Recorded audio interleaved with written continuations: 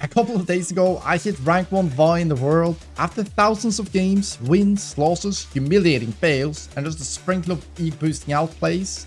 This is everything I've learned about Vi so far.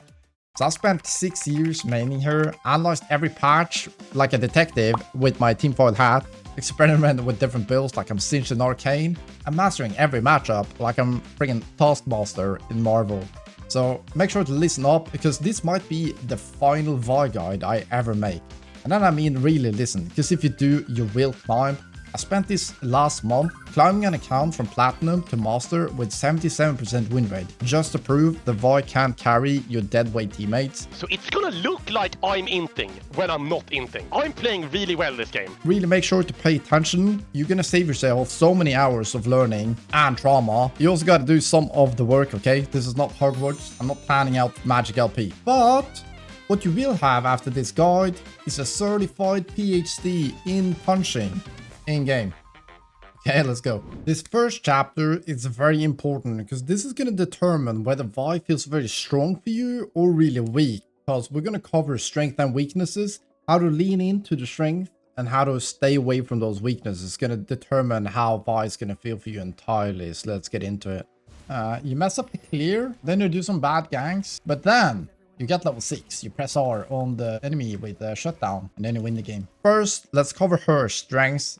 One of my favorite parts about Vi is her ability to be an anti-carry. So whether the enemy team has a really fed ADC, a really fed mage, or a really fed assassin, or bruiser who dives in, she has this ability to just take one of the enemies and just take them out of the game by one-shotting them or just locking them down with super reliable CC. And it's absolutely glorious. Like, the enemy carry is gonna be wanting to get a restraining order, but not even Harvey Specter can protect you from the assault and battery from Vi, so really big strength when it comes to Vi, in my opinion, is how fun she is. If a champion is not fun, you're not going to enjoy learning it and exploring and sticking to the champion and actually become good. I'm actually sitting there laughing when I play her sometimes, especially if you learn this assassin playstyle that we're going to go through later in the video. It is so much fun. I'm actually laughing when I play. That's going to make you so much better because you're going to be excited, you're going to be focused and sort of immersed in the whole experience. In my opinion, that makes a huge difference. She has a really low skill floor, which makes her easy to pick up. You can always be useful, you can have some success early on, but she has a really high skill ceiling. What makes it even better is that most people don't know about it.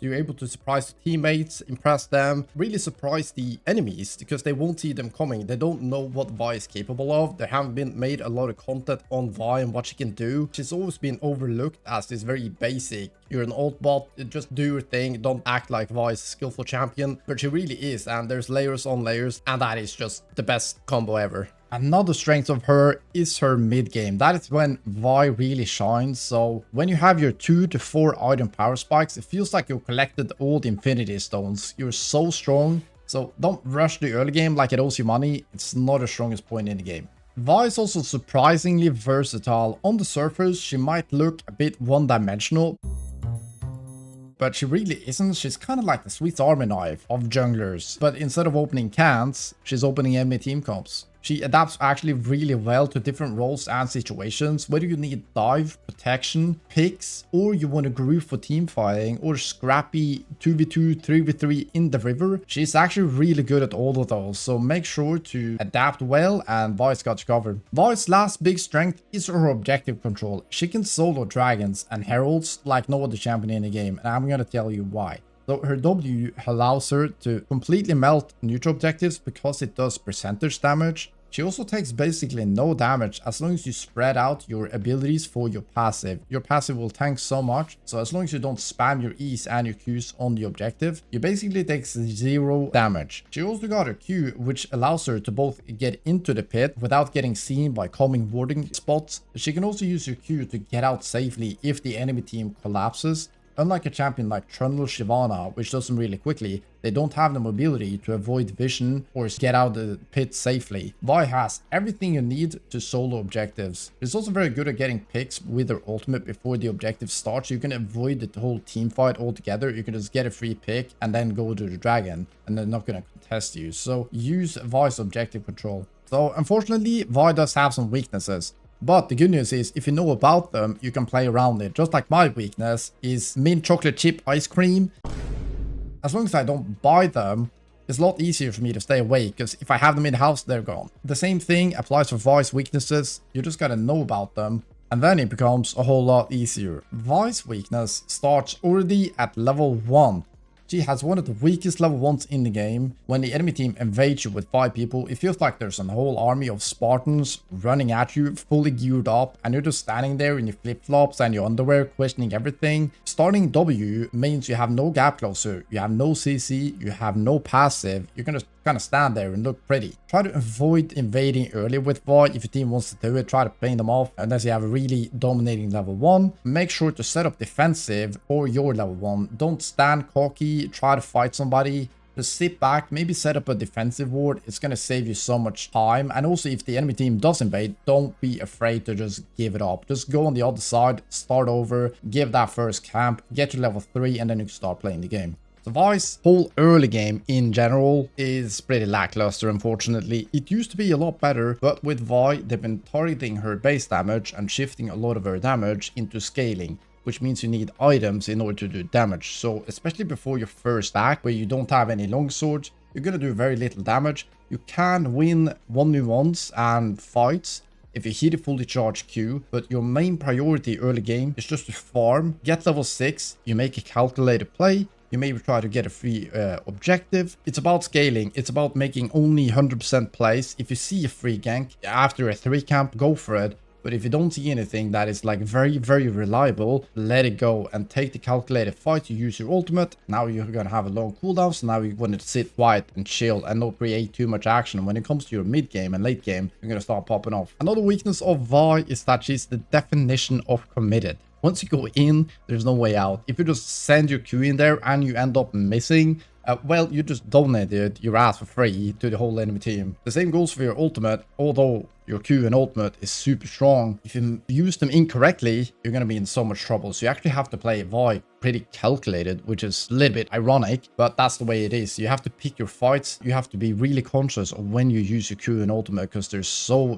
important. Another thing that Vi hates is crowd control. If enemy team has a lot of interrupts and reliable CC, that is a big problem, because the Q is going to continue to get interrupted, and that is incredibly frustrating. The only thing you can do against CC is to try to use your Q to buffer, so when you see the incoming CC, you can use it right before you get hit, so maybe you cancel each other out. The same goes for your ultimate. You can use your ultimate when you see incoming CC. When you see Leona goes to stun you, or you see Nautilus goes to hook you when you're on the ADC, use your ultimate then, so that you can just block off that CC and you get a bit of extra time to hit him down. The same goes for your E actually. So your E auto attack will go off through CC. So those are small things, but they really do help. The main problem with CC is just that your Qs are going to get interrupted in fights, and it's incredibly frustrating. So yeah.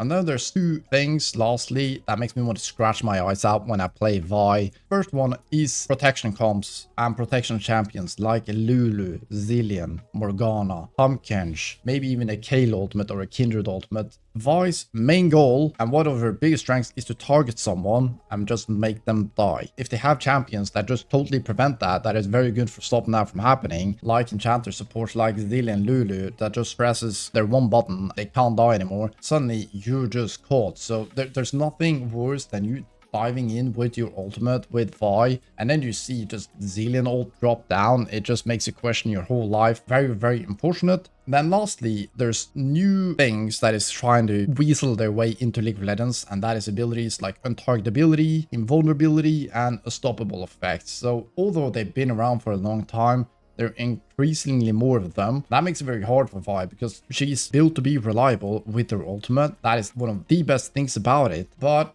when you're playing against untargetability, for example, they press their one button like Fizz. He just goes up on his staff, and your ultimate is gone forever.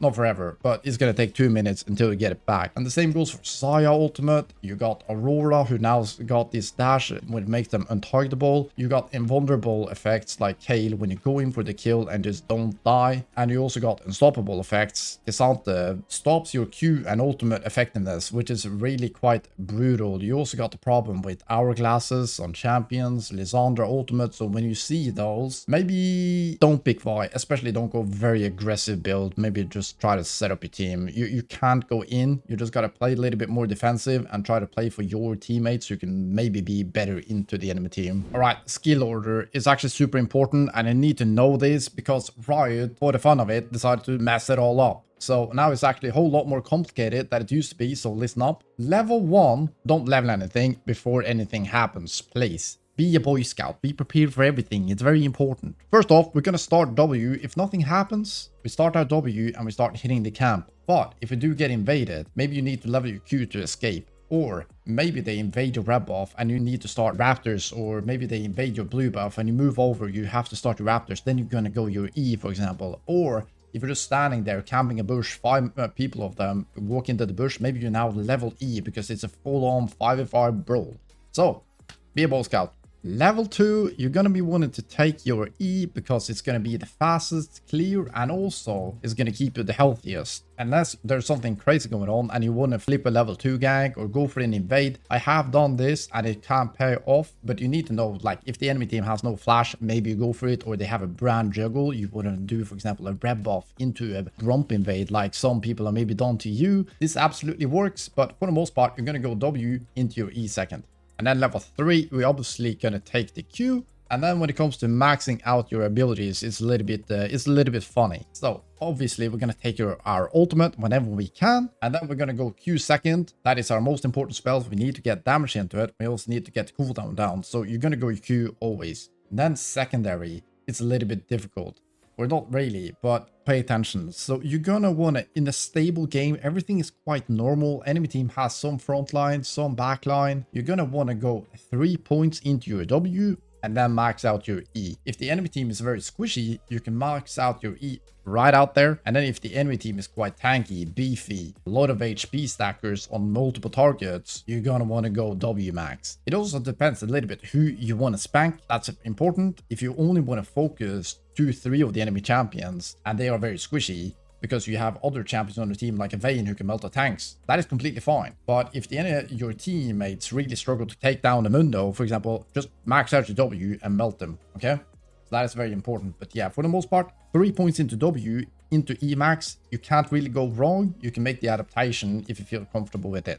Before we get into the items though, which is the most fun part, we have to talk about the runes. This is very important. So we got 2 different sets for Bruiser and Assassin. So for Bruiser, we got a couple of different alternatives, but there is one go-to that I use in most of my games. So I'm gonna start off with Conquer, Triumph, Alacrity, and Cut Down.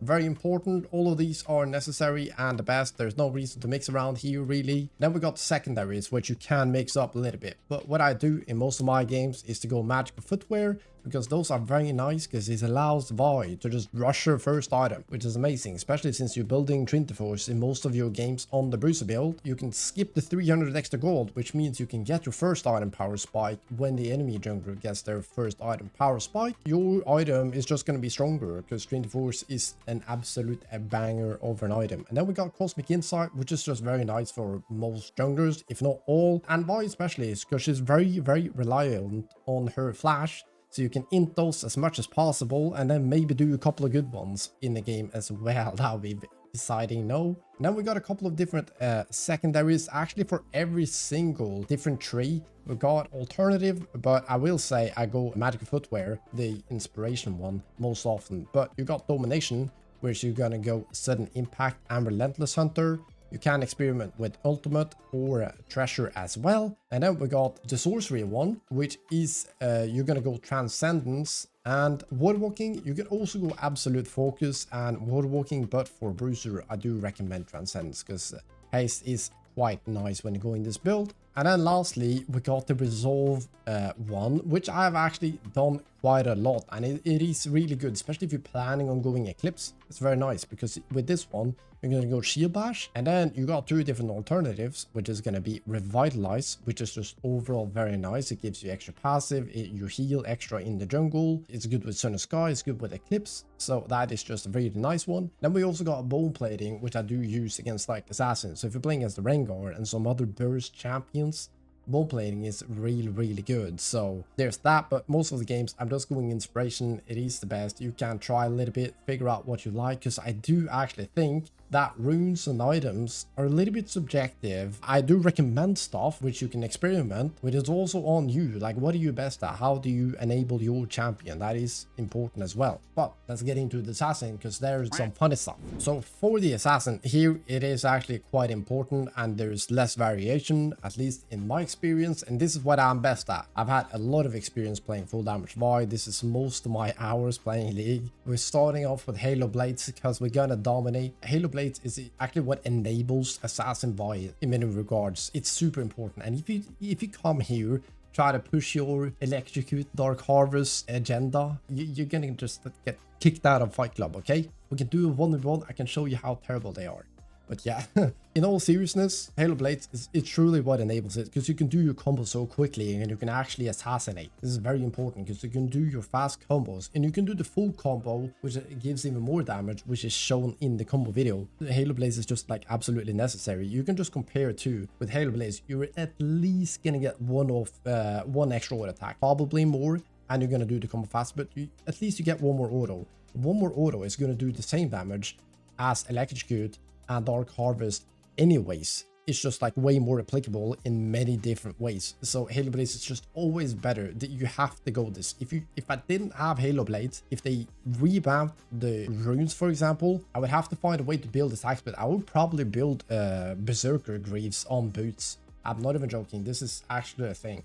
So second, we're gonna go sudden impact every single time, and then we got Grizzly Momentous or Sixth Sense. You can experiment with these a little bit. I've been going back and forth. I have played more Grizzly. It's just like a little bit more reliable than the Sixth Sense. I think many times you will predict where they have wards anyways. And then we got Relentless Hunter. It's just very, very nice. But when you're going Hubris, you can go Treasure Hunter. The reason is, usually, as we talked about or are going to talk about, they are usually more melee when you go Hubris anyways, so therefore you're not so reliant on your mobility, so therefore gold is very good. Also, you getting your Hubris very early is very important in order to stack up the passive on that item, but we talk about that more later. And then secondary, we have Triumph and Alacrity. So I've tried many different things on the secondaries, but I always keep coming back to this page. I believe there is a reason for it, because it's too hard to compare. You can't just like say this is better than this, because they're all different and they got different strengths. I truly think that my subconscious just like reverts back to this for a reason. It is because it is the best, at least for me. As we talked about, you can experiment with your stuff. Maybe my mechanics and habits are built for this page because it's what I've been using the most, so therefore I play with this the best. Because if I don't get Alacrity, I'm gonna cancel autos and all that. Clear speed is going to be slower, so my tracking is a little bit off when it comes to matching other ganks and so on. And then we got on the shards, we got attack speed, adaptive force, and flat HP. This is very important. You're going to go these on both all the room pages. You're going to go this because it is very important for your clear speed. If you go the scaling HP, yeah, don't. It's so important. And if you look to the pros and say that they're getting scaling HP and whatnot, they don't know what I know, okay? Trust me, because every single camp on the first clear, you have to do 1 extra auto attack or 2 extra auto attacks on every single camp, and it matters a lot.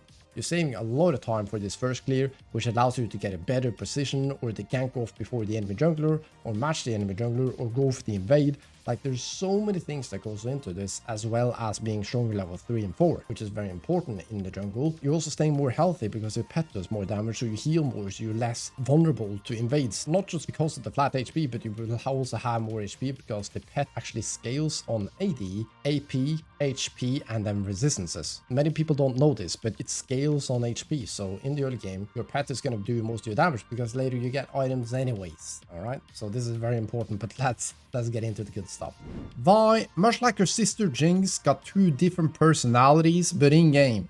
On one hand, we got the wifey Vi. This is your typical Bruiser Vi. She's good at most things. She's really good for the team. She can be engaged. She can be a frontline. She can protect. She can be a good duelist. She has a lot of damage, but she's also kind of tanky. She makes everybody around her better. On the other hand, we got the crazy Assassin Vi. This is your typical 10 out of 10 chick on the block that is just so hot. You know she's bad for you, but it doesn't matter because she's so addicting when you go in and you Q auto E and just absolutely one-shot somebody. It's absolutely an amazing feeling. It is so much fun. but she's a little bit worse for the team. She has slightly higher skill ceiling and carry potential, but she's much less reliable than your typical wife buys. But I want to make you be able to handle both sides. Let's get into it. First one up, let's cover the Bruiser build, your reliable punching machine. So for pets, you're going to go Gust Walker in about 80% of your games. It gives you movement speed to chase your dreams and enemy squishies. And is just generally very, very good. It's going to help you get close to gaps, get picks, and move around the map generally. You also got the Mod Stomper, the green one, which I go in about 20% of my game. This is kind of like the only frontline option. Or if the enemy team has stuff like Teemo or Zyra, like great, very annoying poke that allows you to stay in a bit, and when you need to face check because your team doesn't have any frontline, it can be very good. But for the most part, if you're unsure, just go with the Ghost Walker, the blue one. For boots, you got 4 different options, and Lucidity boots are the cheap ones that are really good to lower your ultimate and flash cooldown early into the game, which are Vi's most important spell cooldowns. These are the boots you're gonna go if the enemy team doesn't scream anything in particular. They're not full AD, they're not full AP, they don't have anything like in particular that is extremely strong. And just go with your Lucidity boots. They are very nice for Vi. It allows you to hit other power spikes earlier because they are so cheap.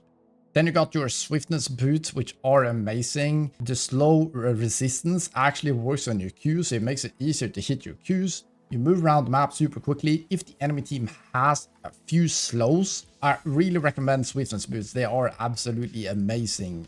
And third, you got to play the steel caps. If the enemy team is AD heavy, and especially if they're auto attack reliant. So if they have an Akshan mid lane, they have an ADC which uses basic attacks. And then they maybe have like a Diana jungle as well. They have a lot of auto attacks, and steel caps is absolutely going to make them question their life choices. It's absolutely broken if you see this on the enemy team. As for mercs, I really do hate buying them, but on occasion they're going to be necessary. If the enemy team has a lot of CC, you can go these boots, but don't buy these boots for the magic resists. I will find you. I'll make a new smurf and track you down. Yeah, that's right. I'm going to ult flash on you.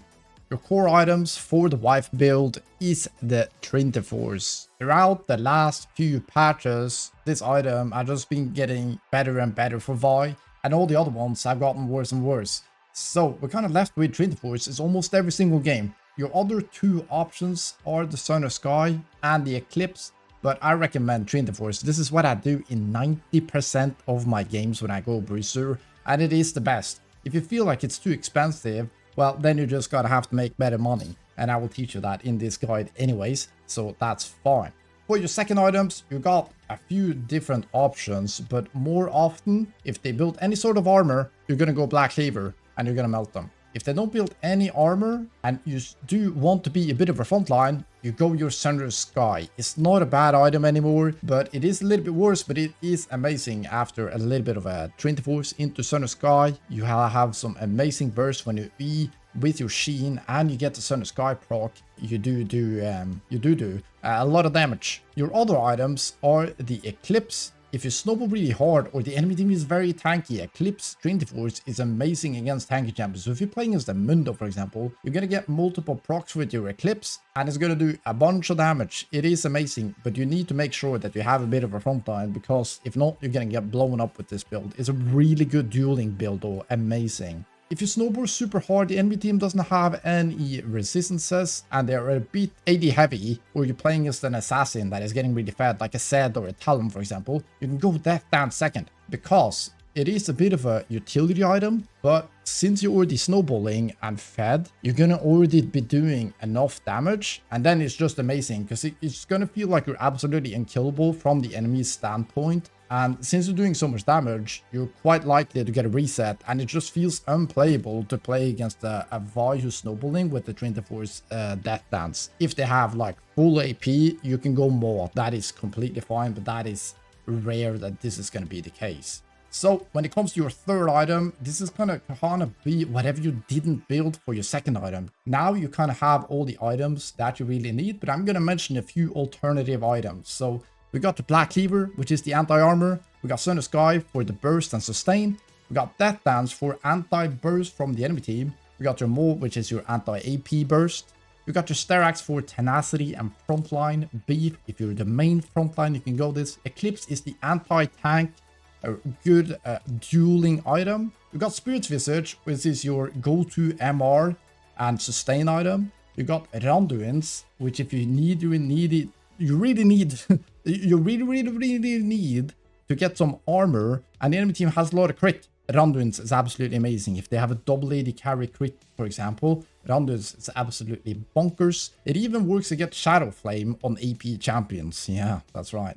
And then you got your Campunk for an anti-healing. But for the most part, you're not going to be utilizing this, but now you know all the options. And if you're now sitting there thinking, but Ever, what about this item? You forgot about an item. Actually, I didn't. I've covered all the items. I made sure of it. There is an item you're thinking of. Actually, there's an item I forgot, and it's called Iron Solari, and it's extremely good as an alternative, cheap, supportive item. Iron Solari, the Locket of Iron Solari, it's called. It is absolutely amazing and a great counter to big AoE teamfight comps, and it's very good against like Karthus, Cannon, these kind of champions, and it's very cheap and it's great for third or later because you usually got an HP item first and then you get resistances from both sides, and it's actually very good, especially if you've fallen behind and you just need to hit that power spike early and you just offer something for your team. It is actually good. But if you thought about any other items, I've actually ignored them with a purpose. Sometimes good items simply aren't good enough. So just stick to this. Don't try to cook too hard because most likely you're just going to burn down the whole kitchen, yeah?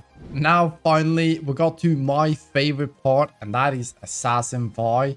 This is something I started developing in Season 10. I wanted to play Vi as a proper carry.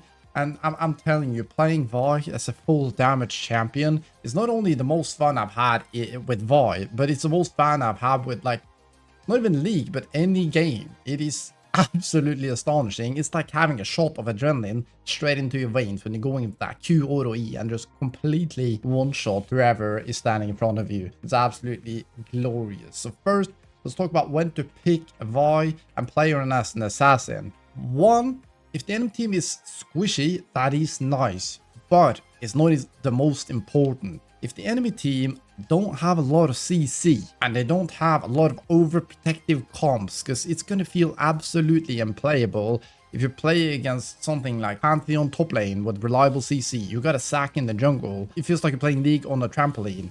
And then you have Lysandra mid, you have a Xayah ADC, a Renata support or Resilient. It feels like you're fighting smoke. It's not possible. Nothing is landing. You're just going in there, absolutely getting CC'd until you're dead. And since you're so squishy, if you get CC'd, you're just gonna die. So you need to connect. That is why these champions with a lot of reliable CC and also these special effects like revives, untargetability, unstoppable effects, invulnerabilities, Zhonya's, these effects are absolute disaster for playing full damage Vi.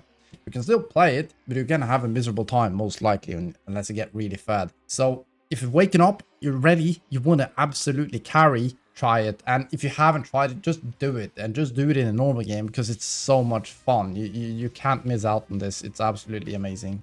Right, now that you're so excited, you're almost jumping out of your chair to play Assassin Vi, hold your horses. You gotta figure out what to build first. So, first, you gotta pick the right pet, and that is gonna be the Ghostwalker, the blue one. That is the Pokemon that you're gonna go every single game. There's no need for anything else.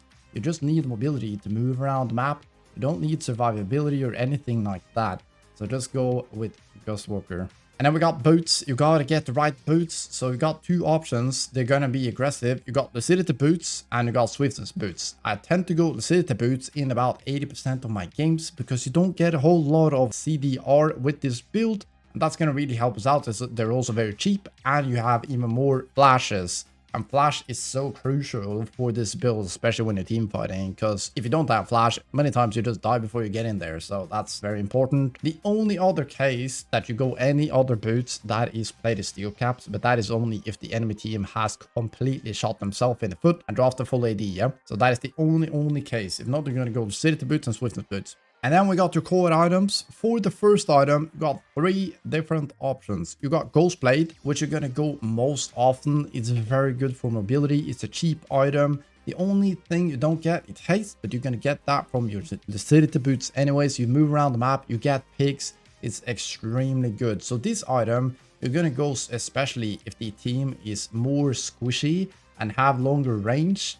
So if you're playing against Janna and a Caitlyn, and they got a mage in the mid lane, they got like a Kinder jungle or something mobile that is still really squishy, then Ghostblade is extremely nice. Your second option is Hubris, which is the highest damage item you can go, and this is perfect for the low elo chaos, yeah? Because there's so many kills back and forth, so you're absolutely scaling like a monster. Also, games tend to be a little bit longer in lower elos, so Hubris is the highest damage, but you lack a little bit of mobility, so this item tends to be better against slightly tankier teams. But they're still melee, so it's easy for you to hit Qs, but you want that extra damage. So if they have a Sylas, for example, instead of a Xerath in the mid lane, a Hubris is good against the Sylas, whereas Ghostblade is good against the Xerath. If you're playing against the Mundo jungle, Hubris is amazing because your W is going to completely destroy him. And then if they pick, for example, a Kindred in the jungle, your Ghostblade is going to be the better option. So that is how you need to think about it. And then you just take all the champions together as a group, and maybe look at what your team is able to kill. Your last item is the Eclipse. This is your close ranged, good to slightly tankier champion. It's better for dueling than the two other options, and it's better against melee champions, which means you can kite in and out. So against very ranged and squishy champions, it's going to be one rotation. But if you have an Eclipse, for example, you're playing against, yeah, the Sylas, the Mundos, but you're not really in low elo, or you don't snowball in that way, or maybe you want some more dueling power. Eclipse serves that purpose. So you kind of got Ghostblade against the most squishy and ranged. And then you got either Eclipse or Hubris. You can experiment what you feel is better. But Hubris is the like full on blasting, have fun item. As for second item, there's actually not a single item in the game that can compare to Opportunity. It just has the most raw damage of all of them, and it's also the cheapest. Opportunity is just like so unbelievably broken as an item, so don't miss this. Many people don't buy it. I'm telling you, it's gonna get nerfed very, very soon. This video is gonna age like a fine wine, I'm telling you. The other options you have is to go for something like a utility item, like a Serpent's Fang, if they got tons of shield. Edge of Night, if you feel like you really need it. The other one is Lord Dominic's. That's the last alternative second item. If they're starting to build a lot of armor very early on, you can actually go Lord Dominic's second, and it's gonna be the highest damage item. So that is quite incredible. But for the most part, I go Opportunity second in like 80-85% of my games. This is just like absolutely bonkers item. Now we're getting to the third item. Here you got some different options. I've already mentioned a few of them, but you're gonna have Lord Dominic's here most often, because even if they don't stack that much armor, this item is just like so incredibly good, and their base armor by the time you get your third item will already be quite high. So LDR third, they have shields on their champions. You're gonna go Serpent's Fang, they got a Yoni, they got a Shield Bash, they got a Kai'Sa with an ultimate and a barrier, they got a Karma on support. Get that Serpent's Fang as fast as possible. And then you got your Edge of Night, as I talked about, to counter CC or single spells or combo champions. And then we got Death Dance for some extra survivability. This is going to be if you're already super snowballing and maybe you play against another assassin champion. So let's say you're already snowballing really hard. You got your Ghostblade, you got your Opportunity, you're already one-shotting. You didn't need to push your damage, you just need to survive. They got a Fed Talon, for example. Go that Death Dance, because you're just not gonna die and you're still gonna have enough damage to kill them. My ideal full build for Assassin Vi is gonna be Lucidity Boots, Ghostblade, Opportunity, Lord Dominic's, Death Dance, and then last item you're gonna go Infinity Edge. And then of course you got your alternatives with swapping out the Ghostblade for either Hubris or Eclipse. And lastly, I just want to mention all the alternative items that comes with Vi's Assassin build. So we're going to have the Serpent's Fang for the anti-shield. You will have Edge of Night for countering CC and combos. You got Death Dance as an anti-burst item. And then you got Maw of Malmortius as an anti-AP burst item. And then you got Umberglaive for anti-wards and traps. And then we have Mortal Reminder for anti-healing. You're going to go these very rarely. Don't overvalue the healing of the enemy. I go Lord Dominic's in like 90 to 95% of my games. Then we have Eclipse. You can go this later after a Hubris and an Opportunity, for example, for more dueling and anti-tank items. And then lastly, we got Collector. This is if you're incredibly dopamine deprived and you just need to get that dopamine shot straight in your arm. You can get Collector, try to one-shot some, get that nice sound effect, and it's okay, I'll allow it. But it's not the best item overall. And then we got a fun little fact for the very sixth item. If you get to swap out your boots, you're in that late game, you're in the 50-minute banger, which is starting to affect your mental state. You can swap out your boots for Flicker Blade. That is actually a very nice alternative. It makes the combos insane. It gives you some extra movement speed, so you're actually quite fine when it comes to movement speed. It makes your combos really nasty because you can go with the Q, the standard combo, your ultimate, and you're gonna have Q back, which is absolutely disgusting. But before that, it's too greedy to get this item, but swapping it out for the last item is actually quite good.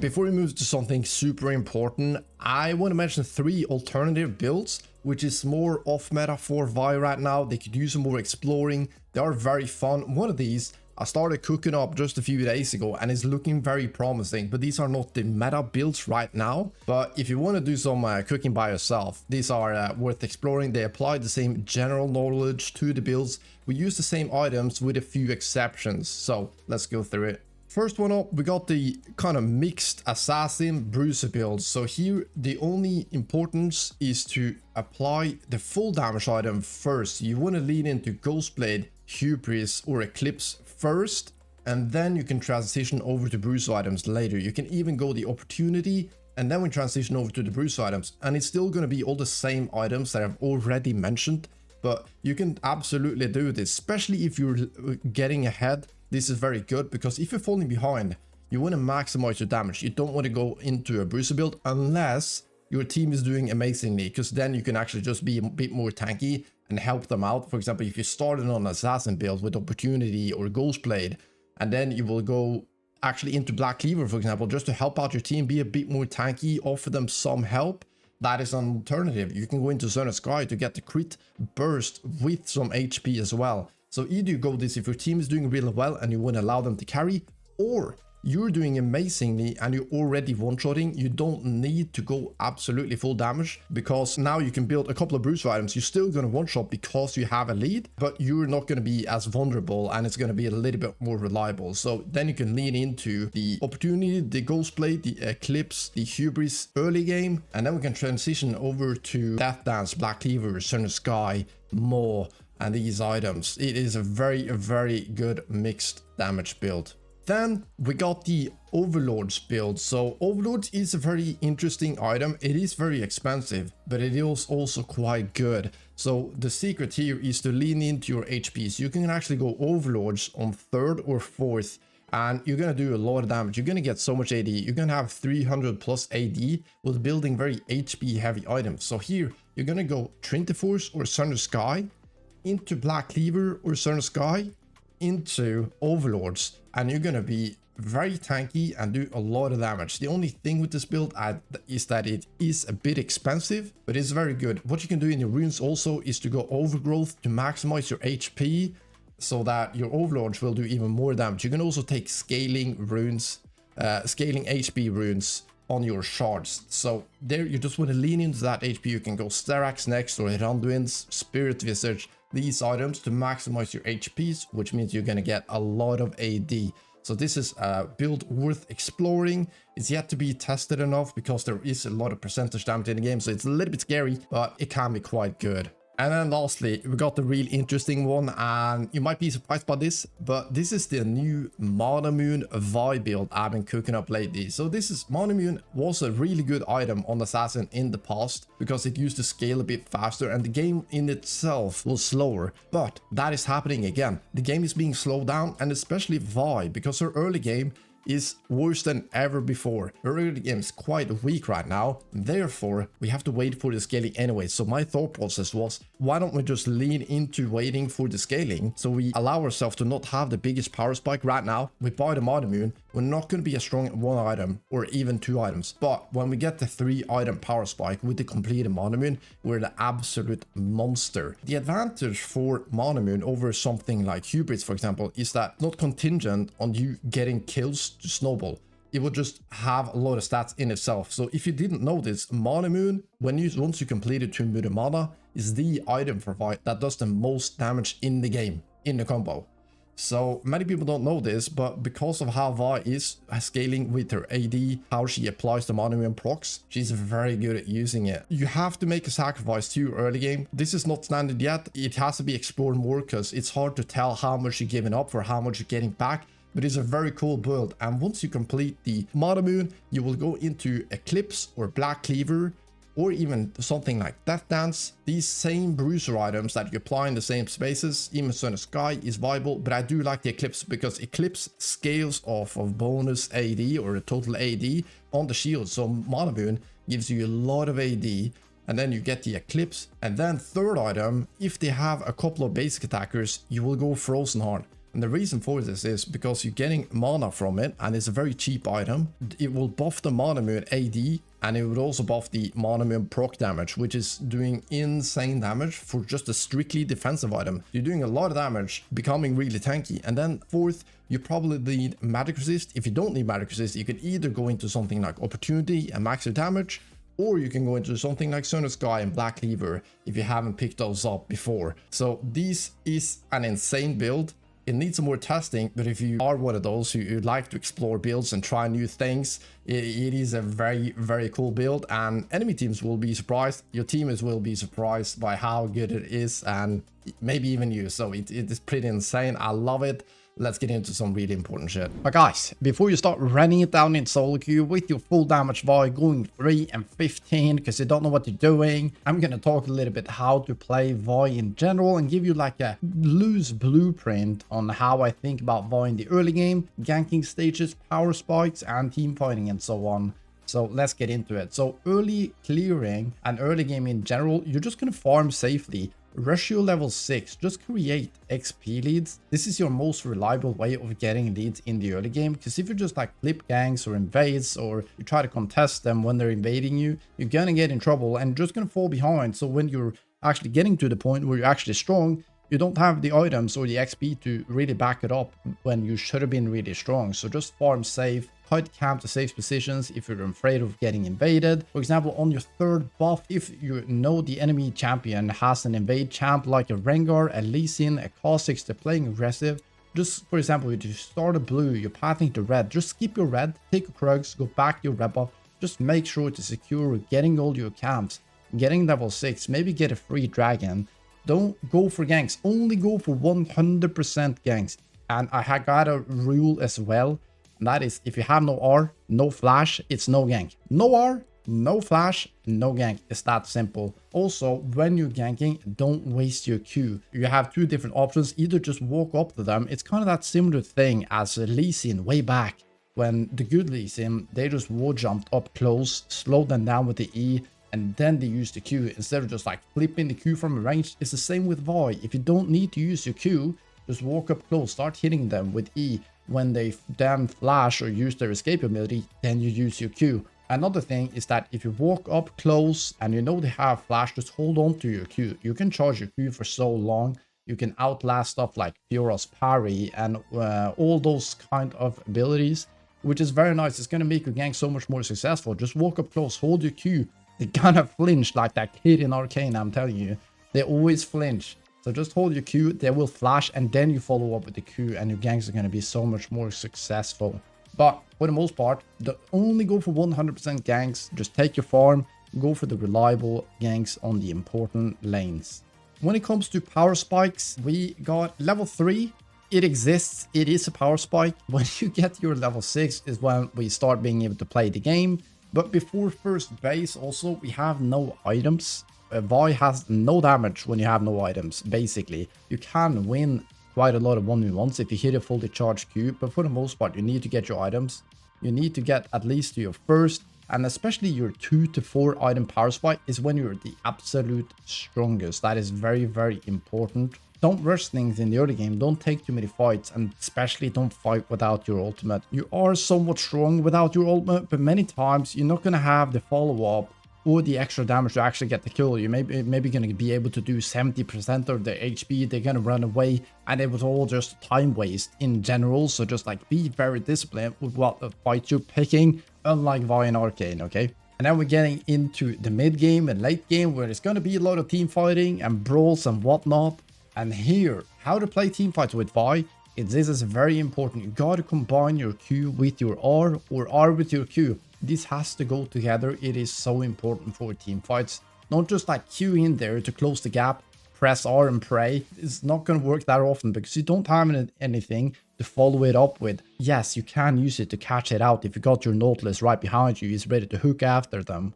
But for the most part, if you're just like Q and then R, just going to walk away from you. You don't have any damage. You don't have any abilities or more CC to bind them up with. So that is quite cooked. Many times you want to use your Q actually on the front line too. This is fine because you CC them, and you're also gonna Q onto them, and then you're gonna R into the backline, and then you will also knock everybody away and CC many. You're actually gonna do damage to the ultimate as well, so you might just like a 2-man Q into a 3 or 4-man ultimate, and then it's gonna be quite effective even though you don't get that QR on the primary target.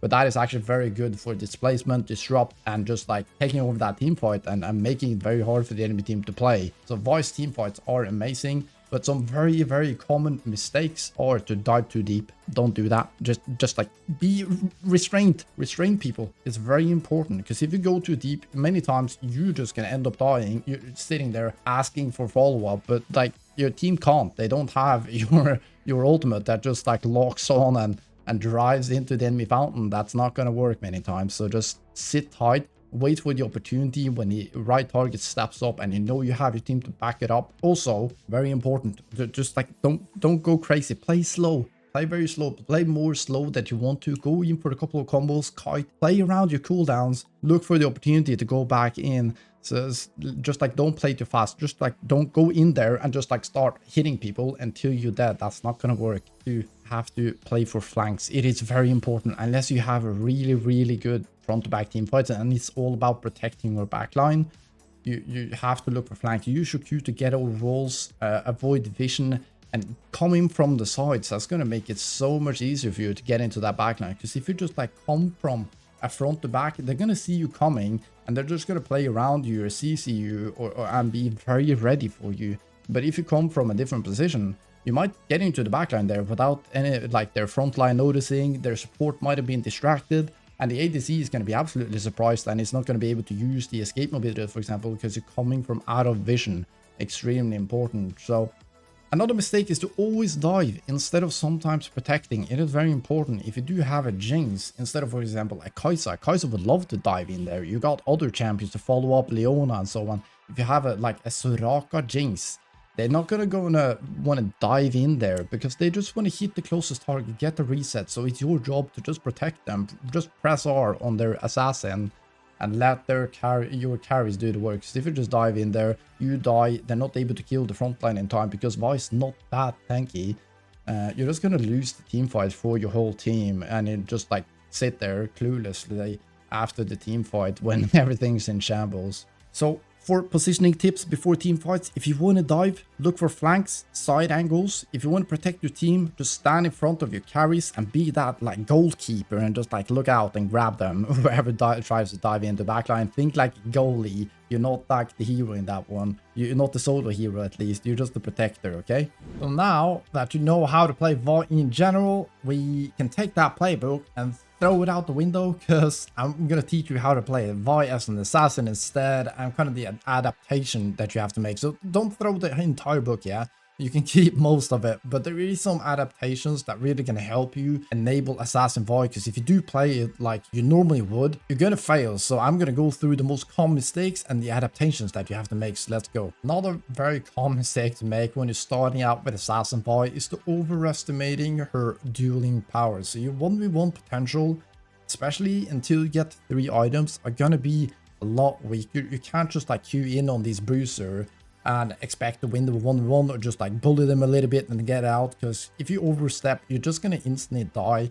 So your 1v1 is a little bit weaker, but your ability to make catches is going to be much stronger than you realize. So just like going for these quick trades before it can quickly result into a kill, especially on like squishy, vulnerable targets. So don't underestimate. Try to do a little bit of limit testing when it comes to like watching the enemy walk up to you. Just like try to go for the one shot, because many times you will be able to do so and just kill them before the team can even follow up. So that's very important. Another thing is that you're probably going to start overestimating her ability to start off fight. If you play her like you normally would, you're gonna just go in there and instantly die without being able to do anything and then blame the build.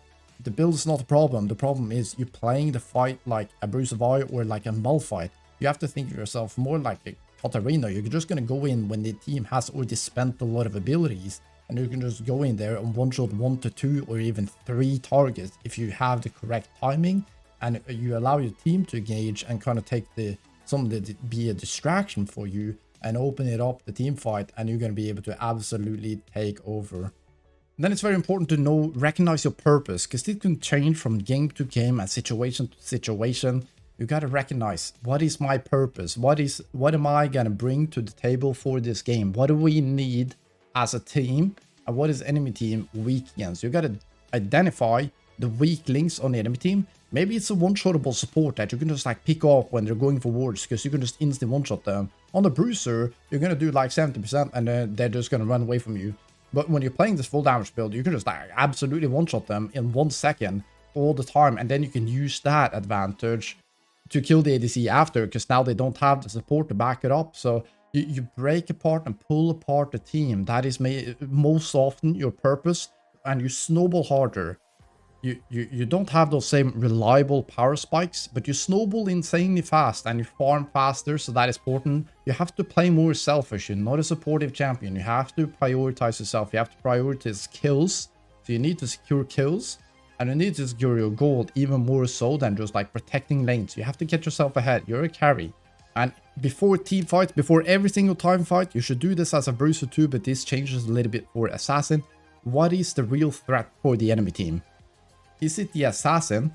Is it the backline carry? Is it the Serath? Is it the Jinx? You have to figure out, is it the Janna? Do you need to kill the Janna so the rest of your team is more vulnerable? This is very important. You gotta recognize the real threat. Who is easy to kill off?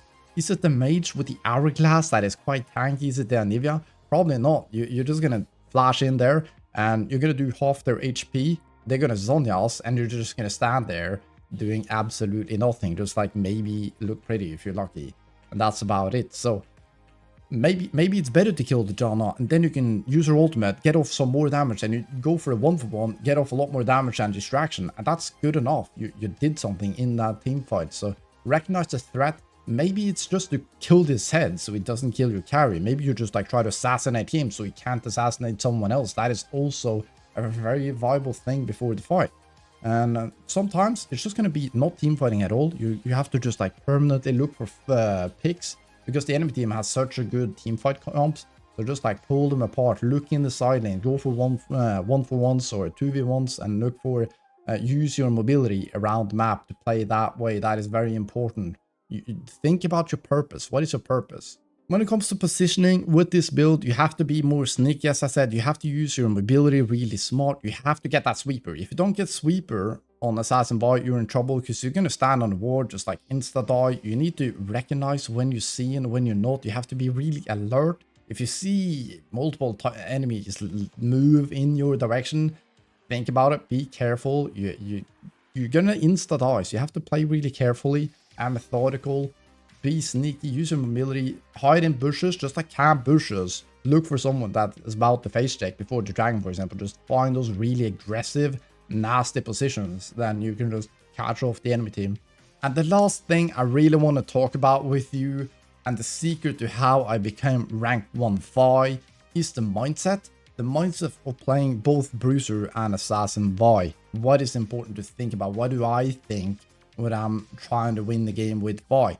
And clearly you already got a decent mindset, because you got to the end of the video, a very long video, an educational one. So that's 2-3 steps ahead. Very nice. So the most important thing, strangely, when you're playing Vi, is restraint. She has such a big power, but restraint is what gonna actually win you games. Because if you get really unhinged, like it's very tempting to do with Vi, you're just going to take a bunch of fights after fights after fight, and you're not going to progress the game. You're not going to win games that way. You're going to go for one, put yourself behind while the enemy, yes, you kill the ADC and you died, but meanwhile, the enemy jungler is farming, taking objectives, doing all that. You have to, restraint is the #1 thing. You have to be really, really calculated. I know it's tempting when you do play Vi. It's easy to get a bit like excited. I do that too. She's very hot. But you can't go so crazy that you're diving on everything you see. Just like you see an enemy, you insta-charge your Q. That's not going to work. And don't flip dragons, even though you can take dragons easily. Just show restraint. It's about patience. It's about discipline. It's about drive. It's about power. We stay hungry. We devour. Knowing it and actually like hold back. You got 1 kill. Amazing. Now we take the Drake. Now we take the tower. It's not about taking 1 kill and then that felt good. I want to go for the next, and then I want to go for the next, and suddenly you die. And at the end, yes, you got 2 kills, but you're dead. So you can't take the objective. You can't take the towers. And as I said, you're not progressing the game. Super important. Then we have to talk about something really important, and that is Vi's matchups. Knowing the matchups, knowing what to do in them, and who she's strong against is very important. That's going to determine your game plan and your ability to be impactful in the game. Because if you're playing against a big counter, you're going to be shut down a lot of the time, although you can work around it. If you want to know more about each individual matchups, I got an own guide on that. And I also got a secret at you at the end, which I'll be sharing with you on how to get this information. That is going to be really important. But yeah, here you have it. You can see the tier list, but I can't explain it because that would take an hour anyways. If you made it this far in the video, first of all, I just want to thank you so much for watching. It was hard making this, but I hope it turned out well. And I got a secret for you as a little bit of a reward for watching this whole thing. And that is that I made this entire video and the matchup guide into a written one. That is very clear, straightforward, that you can go through or just have on the side when you're playing. I think that might be really useful, so I posted that on my Patreon. If you want to join there, we're going to have some more content like behind the scenes Q&As, early access to YouTube videos. If you're interested, you're also really going to support me, which means I can make bigger and better content and hopefully go full time one day. That'd be absolutely crazy. That would be my dream. And if you just want to stick with watching videos on the YouTube, that's completely fine. Consider subscribing. That's really going to help the channel as well. Boss followed us on Twitter a couple of days ago. So if the channel becomes big enough, maybe we can have some crazy collabs one day. That would be absolutely sick. Anyways, have a great day. Thanks so much, and I'll see you next one.